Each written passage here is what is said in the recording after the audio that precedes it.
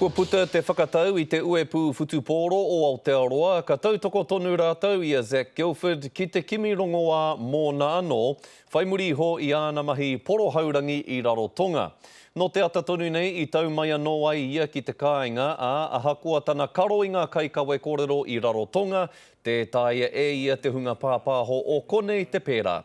He rai teki he karu maru te hua o āna mahi poro hea, ko tāna I te ata nei he whakapāhā no, ko tā o nā rangatira he tautoko ake. When we do receive professional advice, they might say, yes, time out from rugby is the right thing to do. Conversely, they might say, no, absolutely not. He needs to stay in rugby and have some stability in his life.